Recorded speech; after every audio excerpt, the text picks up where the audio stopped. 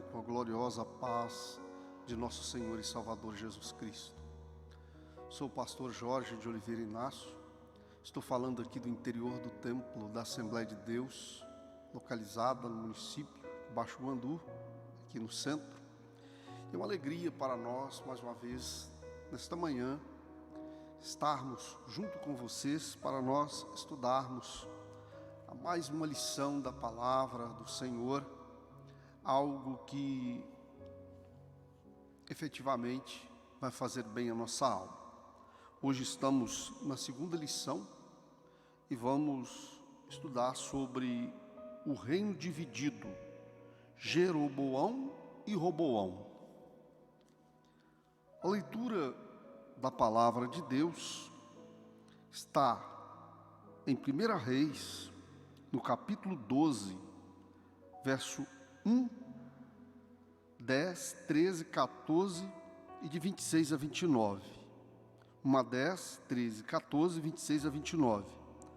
Leiamos a palavra do Senhor. E foi Roboão para Siquém, porque todo Israel veio a Siquém para o fazerem rei.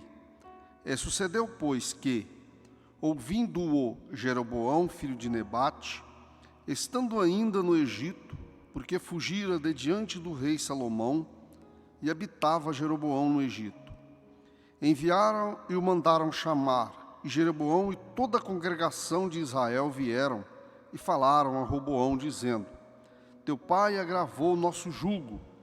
Agora, pois, alivia tu a dura servidão de teu pai e seu pesado jugo que nos impus, e nós te serviremos. E ele lhes disse: Ide-vos até o terceiro dia e voltai a mim. E o povo se foi. E teve o rei Roboão conselho com os anciãos que estavam na presença de Salomão, seu pai, quando este ainda vivia, dizendo: Como aconselhais vós que se responda a este povo? Eles lhe falaram, dizendo: Se hoje fores servos deste povo, e o servires, respondendo-lhe, lhes falareis boas palavras, todos os dias serão seus servos. Porém, se deixou o conselho que os anciãos lhe tinham aconselhado, e teve conselho com os jovens, que haviam crescido com ele, que estavam diante dele, e disse-lhes: Que aconselhais vós que respondamos a este povo, que me falou, dizendo: Alivia o jugo que teu pai nos impôs? E os jovens que haviam crescido com ele lhe falaram, dizendo: Assim falarás a este povo que te falou, dizendo: Teu pai fez pesadíssimos o nosso jugo, mas tu alivias de sobre nós. Assim lhes falarás: Meu dedo mínimo é mais grosso do que os lombos de meu pai.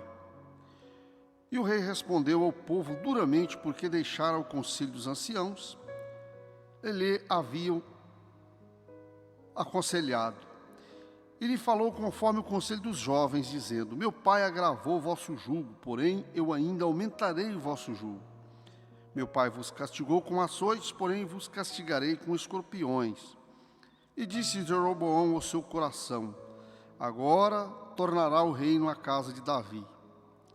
Se este povo subir para fazer sacrifícios na casa do Senhor, em Jerusalém, o coração deste povo se tornará ao seu senhor, a Roboão, rei de Judá, e me matarão. E tornarão a Roboão, rei de Judá. Pelo que o rei tomou o conselho e fez 2 bezerros de ouro, e lhe disse: Muito trabalho vos será subir a Jerusalém. Vês aqui teus deuses, ó Israel, que te fizeram subir da terra do Egito. E pôs um em Betel e outro em Dan. Vamos, nesse instante, orarmos a Deus. Senhor nosso Deus, te agradecemos por ter nos concedido mais esta nobre oportunidade. Eu quero rogar a tua presença neste momento, ó Deus, inclusive sobre a vida de cada internauta, de cada pessoa, Senhor, que acompanha esse vídeo. Que a tua bênção, Senhor, seja de uma maneira especial na vida de cada um, nesta manhã e neste dia, nesse início de semana. Assim oramos e assim te agradecemos, em o nome de Jesus.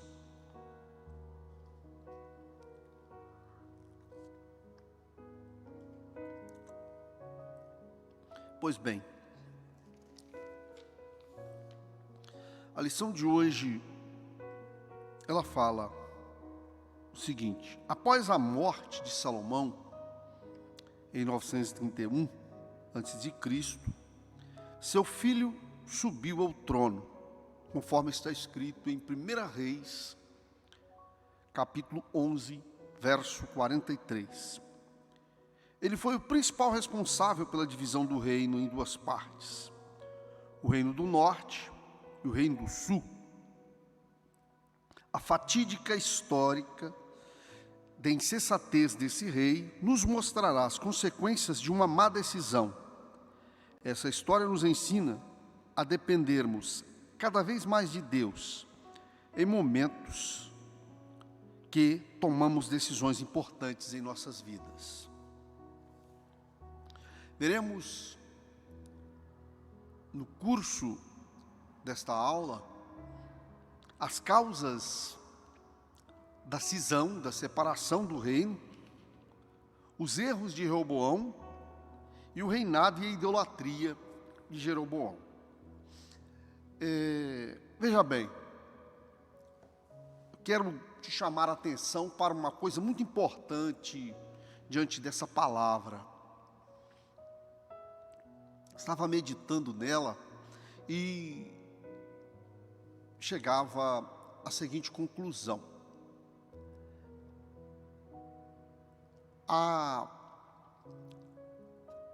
veja bem o que nós conseguimos ver no desfecho desta palavra. Às vezes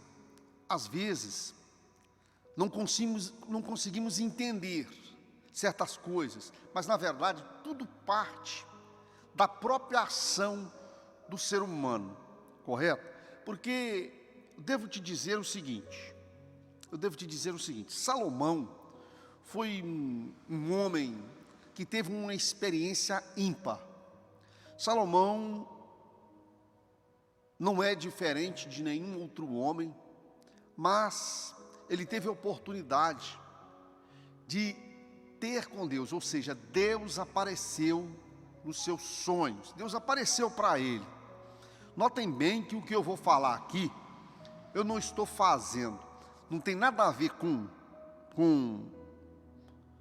vamos dizer assim, com coisas terrenas, não tem nada a ver com invenção humana. O que eu vou apresentar aqui é uma realidade, não é filosofia, não é ficção, não é criação do ser humano, mas uma realidade. Vejam bem que Salomão teve a oportunidade singular de receber uma proposta do próprio Deus. A Bíblia diz que Deus apareceu nos sonhos de Salomão e diz o seguinte, após evidentemente ele assumir o reino de Israel, e diz o seguinte: pede-me o que queres para que eu te dê. Imaginem vocês essa oportunidade, porque quem se apresenta diante de Salomão, ele faz tal proposta, é simplesmente o onipotente, o onisciente, o onipresente, enfim, aquele que fez os céus e a terra, aquele que é o sustentáculo de todas as coisas, o Criador, e ao mesmo tempo o sustentáculo de todas as coisas. E de repente Deus, dirigindo-se a ele, diz: pede-me o que queres. Notem bem que Salomão, ele poderia ter pedido a cabeça dos seus inimigos. Seria natural, porque um ser humano pensasse dessa forma. Salomão poderia ter pedido riqueza, ouro, muita prata. é o que os homens buscam exaustivamente em todos os dias das suas vidas. Salomão poderia ter pedido longevidade de vida. E ele volta para o Senhor e diz: Senhor, que eu tenha sabedoria para conduzir esse teu povo, Israel. E esta situação fática, registrada na Sagrada Escritura, essa história que nos é noticiada através dos registros sagrados,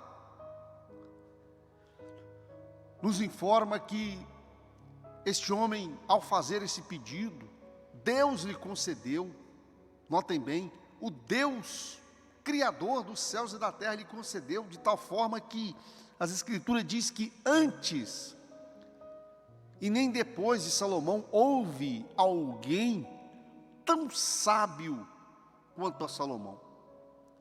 A sua sabedoria chegou aos confins da terra, chamava a atenção dos moradores do mundo a sabedoria de Salomão. Entretanto, é um fato muito interessante,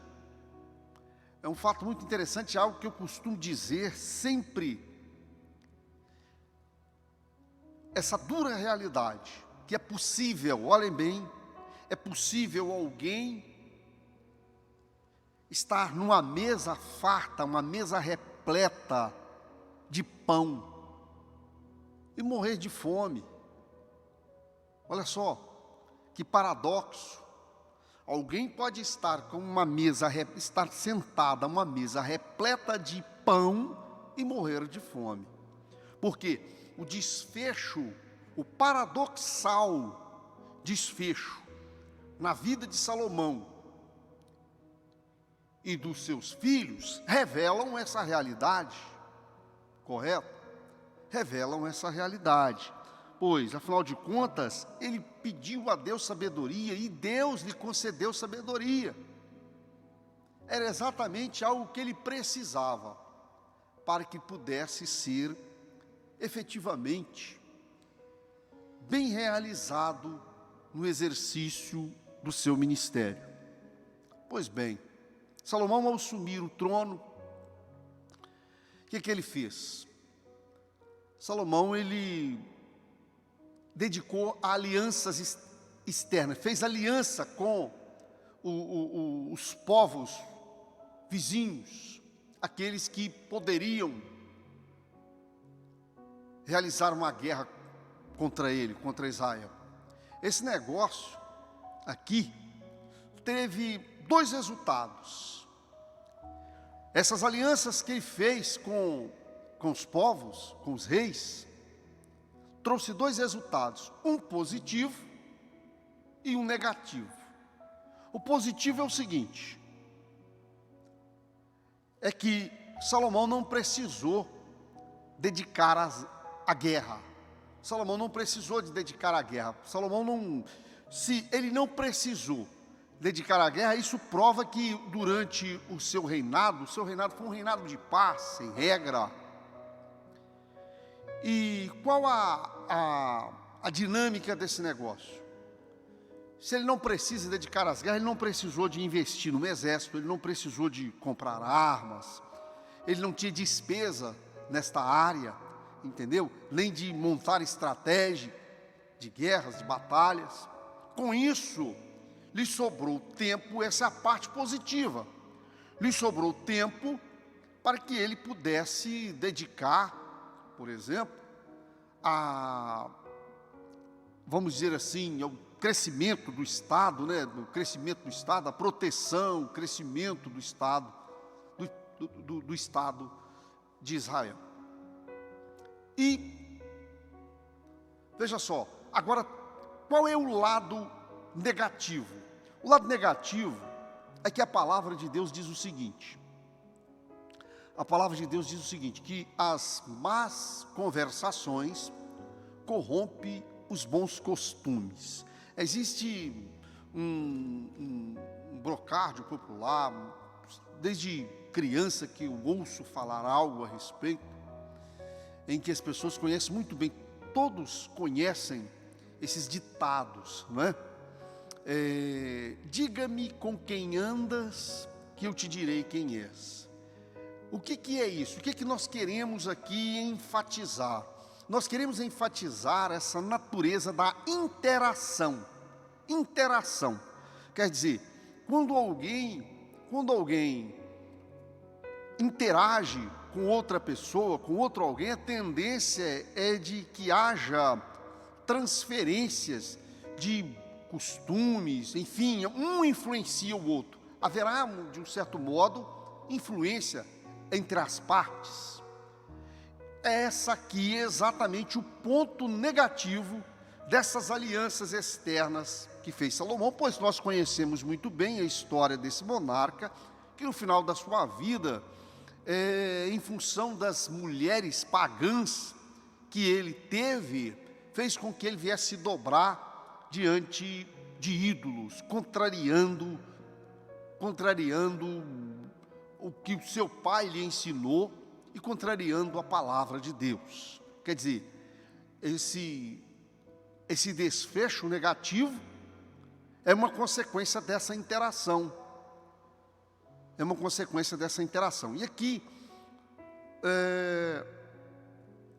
dentro do que nos apresenta a palavra, Salomão tendo dedicado a expansão do reino, né, ao crescimento, a unificação do reino, ele passou também a dedicar a grandes projetos, porque não tinha aquela preocupação com a guerra. Então, a sua atividade ele esteve voltada para a edificação de grandes projetos arquitetônicos, como, por exemplo, o próprio templo, o famoso Templo de Salomão, projeto ainda da época de seu pai.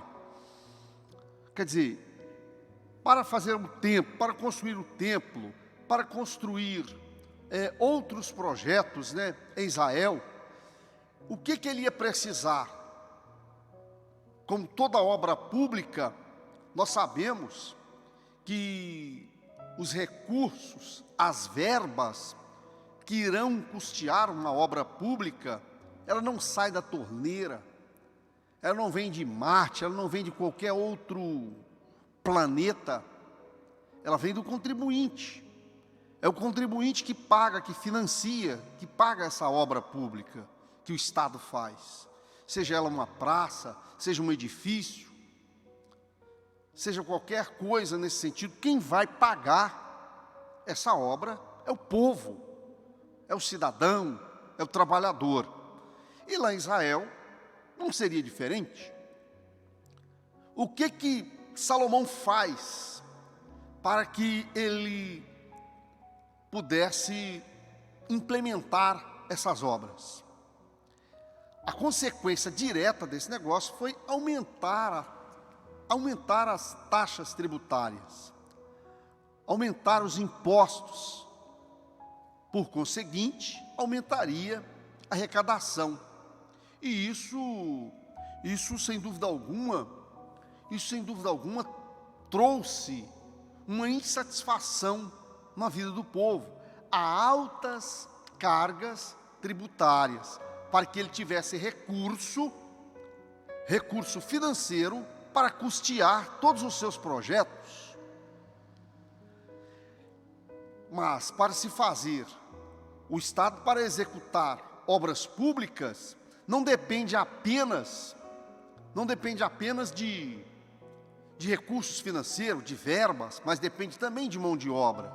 E para executar aquelas obras, ele usou a mão de obra do povo, de todas as tribos, das 10 tribos. Então, quer dizer, se aumentou a carga tributária, também aumentou o serviço, no sentido de que exigia a mão de obra do povo de Israel para construir, para dar fim aos projetos de Salomão. Olha, isso aí gerou com certeza, uma insatisfação, acabou gerando uma insatisfação nas tribos, nas 10 tribos do norte. Por quê? Porque as 2 tribos do sul, formada pela tribo de Judá e a tribo de Benjamim, essa faziam parte naturalmente da própria corte, né? Estava ali em uma atividade mais suave, trabalhando dentro da área administrativa, correto? E ao passo que aquelas 10 tribos que estavam mais na área de execução, entrou dentro desse clima de insatisfação. E é óbvio que, como eu já havia dito desde o início, a questão desse desequilíbrio provocado na gestão do rei, um verdadeiro contraste com aquele que havia recebido uma sabedoria singular, uma sabedoria excepcional. Por isso que eu disse aquela expressão: diante de uma mesa farta é possível morrer de fome. Então, quer dizer, um homem sábio, um homem que tinha recebido uma sabedoria especial exatamente para conduzir o reino de uma forma prudente, de uma forma sábia, age com falta de vigilância e na medida que as suas ações não são providas de sabedoria. Pois bem, qual é a situação desse negócio? Salomão morreu aí aos 930 anos antes de Cristo, né? E o povo, as 10 tribos insatisfeitas com a forma como ele geria, com a forma como ele conduzia o Estado de Israel, procura Roboão, seu filho, que o sucedeu, e ali pede a ele para que houvesse uma reconsideração com relação à forma como estava sendo praticado os tributos, a tributação, assim como a mão de obra que era exigida por parte do Estado, do povo de um modo geral, principalmente das 10 tribos. Evidentemente, tudo isso sob a liderança de Jeroboão. E o que ocorre é que Roboão não acatou o conselho dos anciãos e seguiu o conselho dos jovens, como nós vemos na Sagrada Escritura, e a consequência disso aí é que Jeroboão, que havia sido interceptado pelo profeta Aías no caminho, e esse lhe havia dito que Deus lhe tinha dado as 10 tribos de Israel. Convicto disso, ocorre a divisão do reino e as 10 tribos ficam com Jeroboão. O que acontece? Qual é a realidade desse negócio? A consequência disso é que Roboão tornou o fardo ainda mais pesado para os trabalhadores. As 10 tribos do norte, sob a liderança de Jeroboão, se rebelam contra essa decisão e formam um novo reino. O reino do norte, correto? Formam um novo reino, por quê? Por que formou esse novo reino? Por que a rebelião vai avante? Porque faltou sabedoria, tanto da parte do pai, da parte de Salomão, como agora da parte de Roboão, correto? E isso aí é aquilo que eu havia dito anteriormente. Cadê a sabedoria que Salomão recebeu quando ele se comporta de uma forma totalmente contrária? Quando a palavra de Deus, por exemplo, nos adverte da necessidade de orarmos mas também se vigiarmos.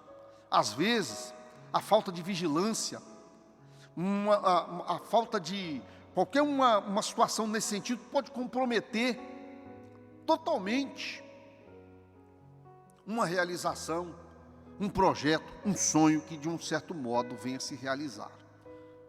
Pois bem, aqui nós vemos o seguinte: ao assumir o reino, Reoboão, o que acontece? Ele foi consultado pelo povo de Israel, obviamente, mais pelas 10 tribos do norte. As 10 tribos do norte sob a liderança de Jeroboão. Ele foi consultado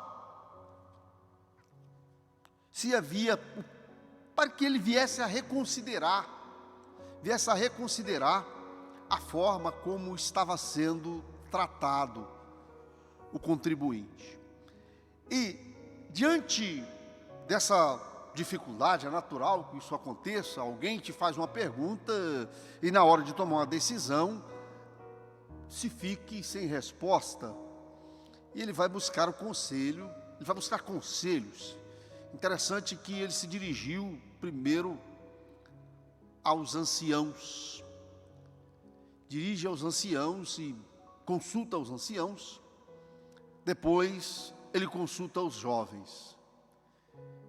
Fazendo isso, ele não segue o conselho dos anciãos. Ele prefere acatar a forma como os jovens, aqueles que cresceram com ele, a forma como eles lhe orientaram, como ele deveria se proceder. Aqui,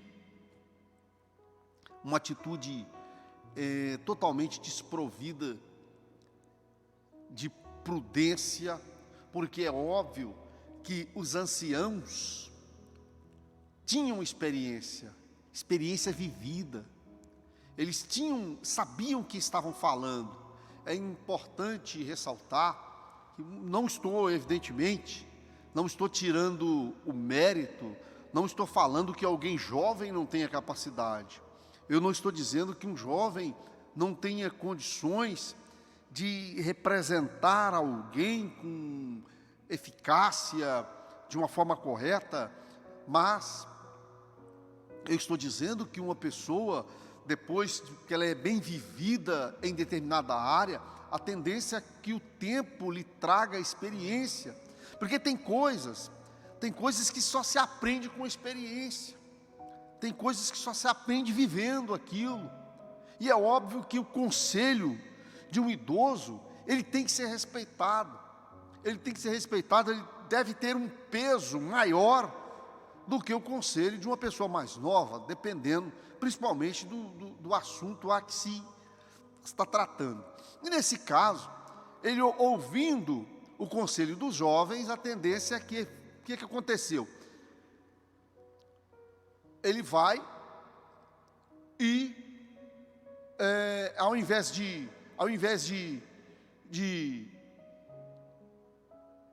seguir a orientação dos anciãos, que era no sentido de que ele devia acatar o pedido do povo, porque o que acontece? Se ele tivesse de alguma forma acatado a orientação dos anciãos,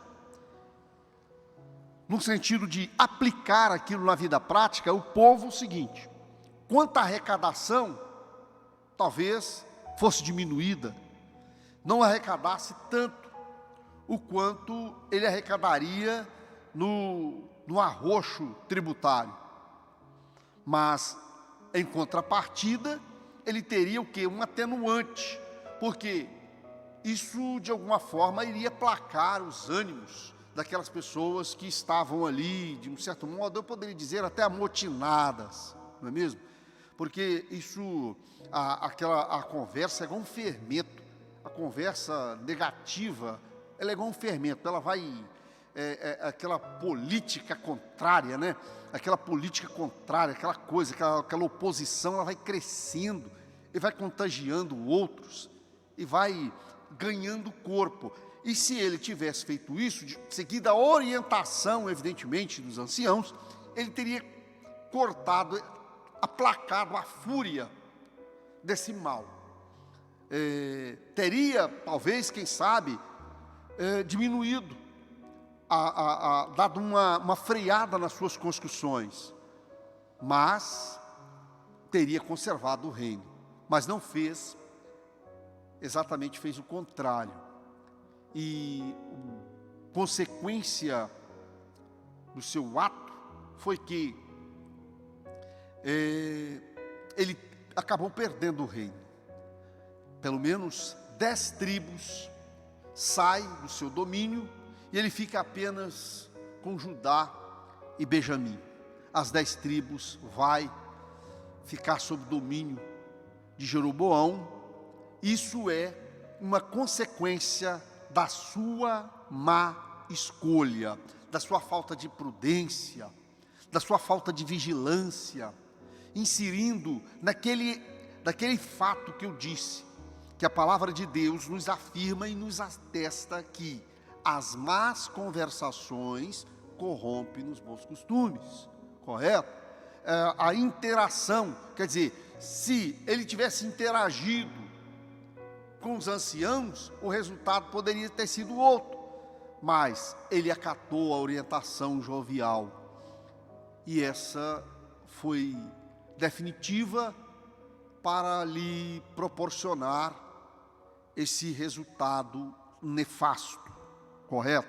Aí nós vemos que aqui na verdade, o que acontece? Aquela orientação dos jovens apenas incentivou, fez crescer um leão que tinha dentro dele. Todo ser humano, nós não podemos esquecer nunca de vista que a índole humana ela tem essa tendência de ir para o lado do mal, correto?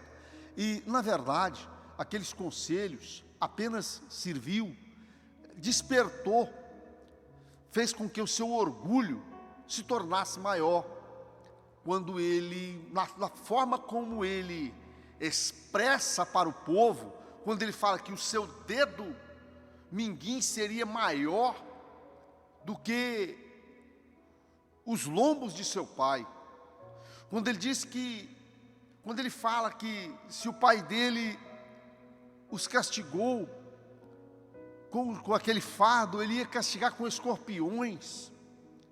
Isso é o externar do seu orgulho, e fez com que ele viesse colher os frutos da sua ignorância, da sua soberba. E é o que ocorre, infelizmente, na vida de muitas pessoas. Alguém diz que para conhecer um homem basta lhe dar poder.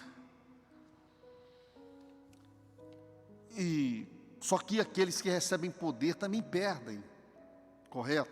E nós vemos esse exemplo aqui. Nós vemos esse exemplo prático, um exemplo que nós devemos tomar como uma lição. Vejam bem que como que as pessoas não consideram, aquela memória fraca que não leva em conta as ações de Deus.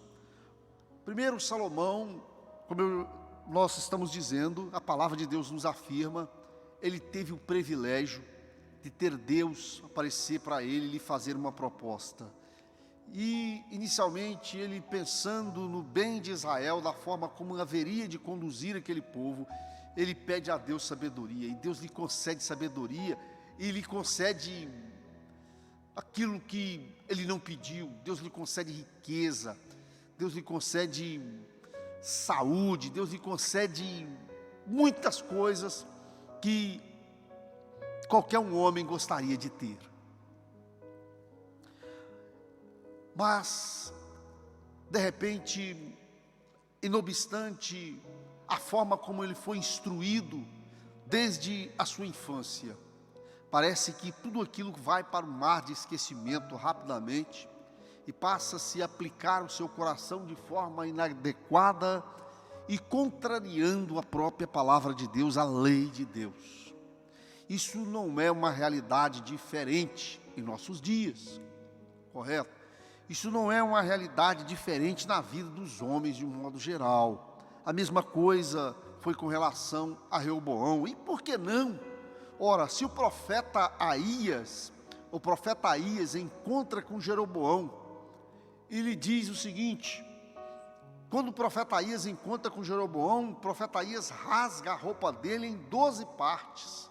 Pega a roupa de Jeroboão e rasga em 12 partes, dá 10 partes para ele, diz: olha, que Deus estava dando a ele as 10 tribos. 10 tribos, Deus deixou apenas 2 com Reoboão para que não apagasse a luz de Davi. Ora, nós temos que entender o seguinte, que Deus não é homem. Aqui está o grande erro que muitos cometem, de não crer, de não confiar no Senhor, de achar que Deus é como um homem. Mas Deus é fiel, Deus é verdadeiro, Deus não falha. Se Ele disser que Ele vai te guardar, Ele está te guardando. Se Ele disser que Ele está contigo, você pode saber que você não está sozinho. Deus quer apenas que sejamos fiéis a Ele. Deus quer que nós sejamos transparentes, que não sejamos falsos. Vejam bem que Ele, através do profeta Aías, Ele promete sucesso para Jeroboão, desde que ele observasse a sua lei. Correto? Jeroboão e a sua idolatria. Jeroboão foi alguém que fez parte, esteve lá junto com Salomão no início do seu reino. Era da tribo de Efraim. Efraim, o filho mais novo de José, a quem Jacó o abençoou de uma forma excepcional, fazendo-nos entender, conforme está registrado no livro de Gênesis, no capítulo 48, que Efraim representa um terceiro povo, um povo formado por judeus e não judeus. Então, Jeroboão, da tribo de Efraim, filho de Nebate, está lá presente durante o reinado de Salomão. Inclusive, as atitudes, as ações de Jeroboão no início agradaram tanto a Salomão, que Salomão chegou a constituí-lo sobre a casa de José. Mas, passado algum tempo, Salomão levanta o seu calcanhar contra o rei e se rebela contra o rei. E sabendo, inclusive, Salomão do que havia acontecido com ele, a proposta de Deus mesmo, né? A proposta de Deus através do profeta Aías, Salomão tenta matar Jeroboão e esse foge para o Egito. Interessante que, fugindo um pouquinho do assunto, às vezes quando nós pensamos em Egito, nós vemos o Egito apenas como o mundo, né? O lugar da perdição. Nós vemos o Egito como o lugar da perdição. O Egito deve ser visto como metaforicamente, pode ser visto metaforicamente como lugar da perdição, mas é também lugar de refúgio. É o lugar da perdição quando nós falamos de Israel no caminho do deserto, desejava voltar para o Egito. Isso aí, estamos falando daquele que está na luz e está sonhando com as coisas das trevas. Mas, por outro lado, em outros aspectos, sobre outra ótica, nós vamos dizer que o Egito também é um refúgio, representa um local de escape, porque para lá foi José e Maria para guardar o menino Jesus da fúria de Herodes o Grande. E aqui Jeroboão foge de lá para não ser morto por Salomão, e só retorna quando Salomão já era morto. correto? Jeroboão só volta à sua terra após a morte de Salomão. E assim, voltando ele, as 10 tribos do norte coloca na condição de rei sobre elas, e ali aí começa o seu dilema, aí começa o seu, começa algo que eu disse, que a falta de confiança em Deus. Por quê? Deus não é homem para que minta. Deus não tem duas palavras. Se Deus te deu, Ele te deu mesmo. Você precisa confiar nele. A Bíblia diz que aqueles que se aproximam de Deus precisam crer que Ele existe, que é galardoador daqueles que o buscam. Deus havia, através do profeta, prometido a ele sucesso naquele reino. Deus havia dito o seguinte, que seria com ele como foi com Davi. Se Deus disse isso, aí daqui a pouco o que se vê é o seguinte, é a dúvida. O grande problema que derrota muitos crentes é a dúvida. Quando surge a dúvida na mente, correto? Como alguns costumam dizer que Pedro teve uma oportunidade singular também de caminhar sobre as águas. Pedro, quando o Senhor se aproxima do barco onde eles estavam, Pedro pergunta, Senhor, se és tu mesmo, manda eu ir ter contigo sobre as águas. E diz a palavra que o Senhor concedeu, vem Pedro então. E Pedro começou a caminhar sobre as águas, mas daqui a pouco ele começa a duvidar. A dúvida vem ao seu coração. E quando isso acontece, ele vai para onde? Vai para o fundo. A dúvida, alguém pode até começar a caminhar na direção do Senhor, mas quando surge a dúvida, isso é causa, nós devemos prestar bastante atenção nisso no curso da nossa caminhada, porque a nossa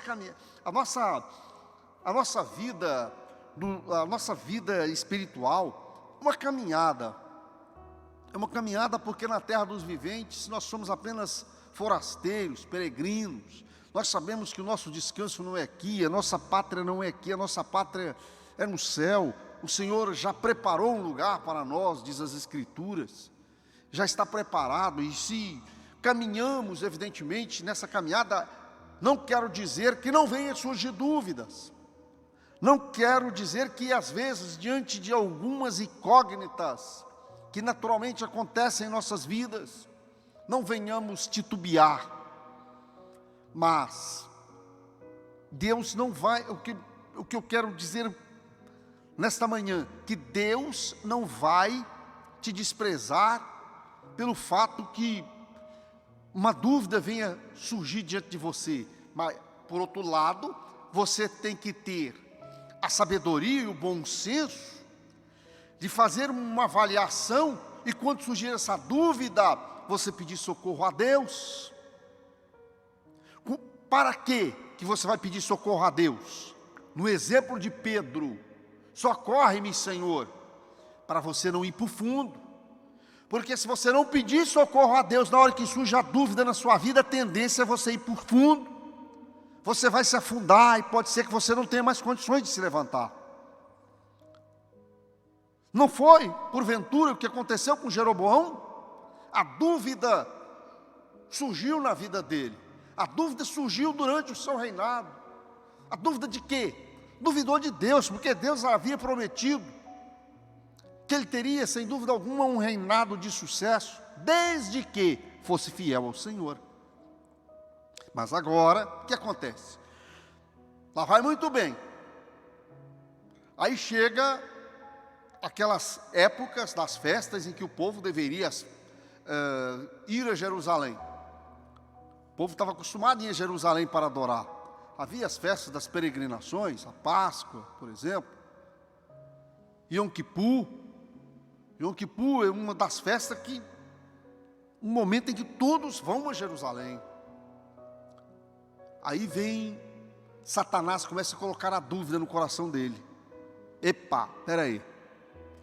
Se o povo for a Jerusalém, eles vão se voltar para Reoboão e vão querer me matar. Já sei como. Aí o diabo vai dar logo uma ideia.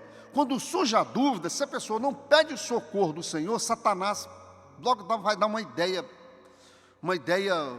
sensacional. Você vai fazer o seguinte: para que o povo vai descer Jerusalém?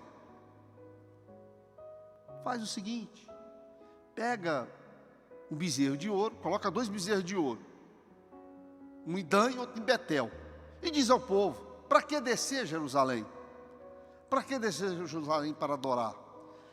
Eis aqui os deuses que vos tirou da terra do Egito. Olha só, então quer dizer, a sua dúvida, a sua falta de fé, de confiança em Deus, o leva a prostituir-se e levar o povo à prostituição. Porque a idolatria perante o Senhor é um pecado de prostituição.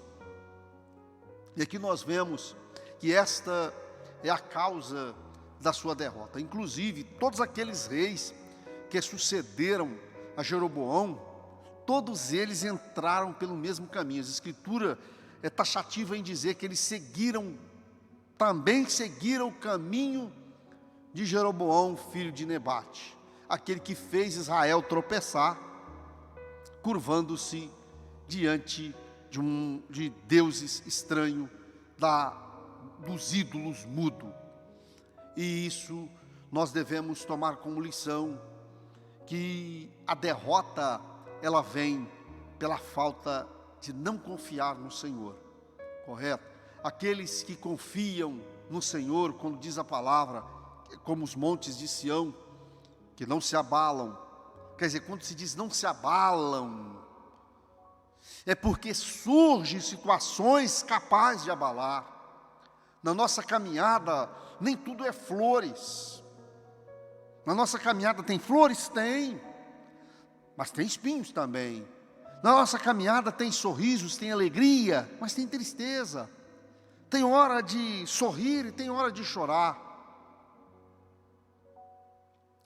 Tem hora de alegria e tem hora de tristeza.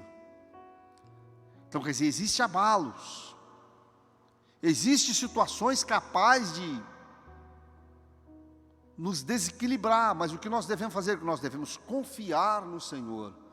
Quando nós confiamos no Senhor, o impacto é capaz de provocar o abalo, é capaz de provocar, sacudir.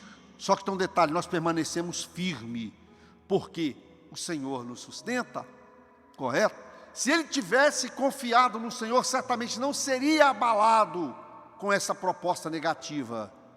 Saberia, não, se Deus me deu, não tem problema, o povo vai a Jerusalém e adora o Senhor, e ele também poderia descer a Jerusalém e adorar a Deus lá, e com certeza Deus continuaria lhe abençoando. Que nós possamos, através dessa lição, colocarmos isso em prática em nossas vidas. Que você possa meditar efetivamente sobre esse desfecho e entender que nós precisamos confiar em Deus. Nós precisamos entender que Deus nos ama. Deus tem um projeto para nós. E aqui, nessa história de Salomão, não podemos agir da mesma forma como eles agiram. E muitas pessoas agem dessa forma, mas nós devemos aproveitar a oportunidade que o Senhor nos deu e apossarmos definitivamente de todas as bênçãos que Ele coloca à nossa disposição.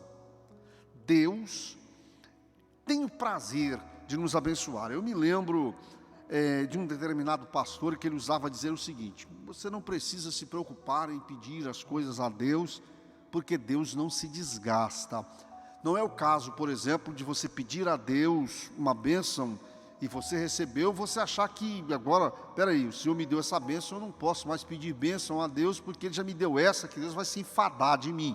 Não, muito pelo contrário, nós devemos continuar, porque aliás, é exatamente esse diálogo, esse convívio com Ele, que faz com que a nossa vida espiritual cresça e torna-se cada vez mais sólida, correto? E eu quero te dizer que estamos chegando ao fim, que você possa meditar nesta palavra que vos falamos nesta manhã. Veja bem, quero ler aqui para você a conclusão, que enquanto Jeroboão praticou a idolatria de forma direta, Roboão se envolveu numa espécie de veneração que, embora oculta aos olhos humanos, produz as mesmas danosas consequências. Os desejos egoístas de Roboão estavam acima da vontade de Deus. O ídolo dele era ele mesmo, sua própria vontade. Quando o crente tem Deus como seu guia, ele não toma conselhos com pessoas que lhe falarão o que ele quer ouvir, mas decidirá por ouvir pessoas que lhe falem a verdade. Que você possa efetivamente meditar nesta palavra, entendeu? Eu quero te convidar para logo mais à noite, a partir das 19h30, estarmos aqui novamente juntos, adorando o nome do Altíssimo em um grande culto de adoração nesta noite. Quero contar com a sua visita, hoje, logo mais à noite, nesta noite, hoje mesmo, logo mais. Você deve estar conosco para um grande culto de adoração. E quero agradecer pela sua presença nessa manhã abençoada, que esta palavra possa efetivamente produzir efeitos em sua vida, e te pedir, aliás, se inscreva no nosso canal, e assim teremos a oportunidade de estar novamente compartilhando com você, em outras oportunidades, das bênçãos que temos recebidos da parte do Senhor. Eu quero aqui te desejar um ótimo dia. Fiquem todos na paz de nosso Senhor e Salvador Jesus Cristo. Que Deus vos abençoe.